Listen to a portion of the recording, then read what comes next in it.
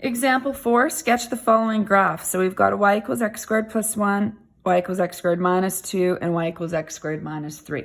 Well, I'm going to look back at some patterns here. If you take a look, all of these are just x squared at the beginning and just the number at the end changed.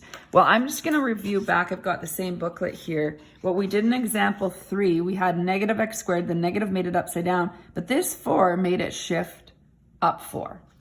And if we take a look at example 2, this minus 1 made it shift down 1. So what this really means is if this is plus 1, this means it's going to go up 1 from 0, 0.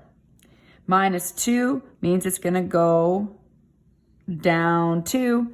Minus 3, you can probably take a guess, means it's going to go down 3.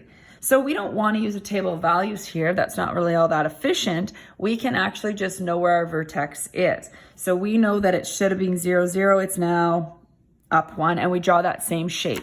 Just to review how that shape works, if we go back to my original graph on example 1, I could have picked any graphs. I talked about the fact that from the vertex, if you go over 1, you square that number. So 1 squared is 1. Over 2, 2 squared is 4. Over 1, 1 squared is 1. Over 2, 2 squared is 4. You don't even have to think about the negatives. So that's why I just say, however far you go over, square that. So over 1, up 1 on both sides. Over 2, up 4 on both sides. Over 3, you would go up 9 if we had more room on the grid paper. So we're going to do that here. If I'm up 1 now, I'm going to just go over 1, up 1. Over 1, up 1. Over 2, I'm going to go up 4. So I start back at the vertex. Over 2, 1, 2, 3, 4. From the vertex, go over 2, up 4. And I've got my U shape now. Again, always make sure that you put arrows at the end.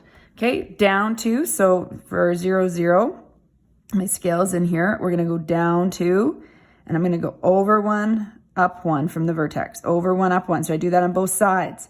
I go over 2. 2 squared is 4. So I'm going to go up 4. Over 2, up 4. Let's see if I have room on this one. If I go over 3, 3 squared is 9. 1, 2, 3, 4, 5, 6, 7, 8, 9. Yeah, I have room. So let's just put that point in there to show you. Over 3, up 9. So that'd be symmetrical across. So that's how you can extend your parabolas. If I went over 4, I would run out of room, of course. But if I went over 4, 4 squared would be 16 up here. Okay, down 3. You might want to pause the camera and give this one a try yourself. Once you've done that, you're going to see that this was down 3, your parabola. So that's the vertex. Over 1, up 1. Whoops, I started to put a point there when I was counting. Over 1, up 1. Over 2, up 4. So 1, 2, 3, 4. Over 3, 1, 2, 3, up 9. So 4, 5, 6, 7, 8, 9. So go over 3, up 9. And you've got your parabola there. There you go. Ignore that little point there when I was counting my pen touchdown. So that little dot's not supposed to be there. Okay, so how do these equations relate to the graphs? The graphs moved either up or down. We call that a vertical shift. Will you still need to use a table of values to graph these? No. And that's the goal. I will ask you questions to say, without using a table of values, graph these. So what you're going to do is you're going to use the equation. I'm going to abbreviate the word equation just like this. It's a little easier to write. And shifts.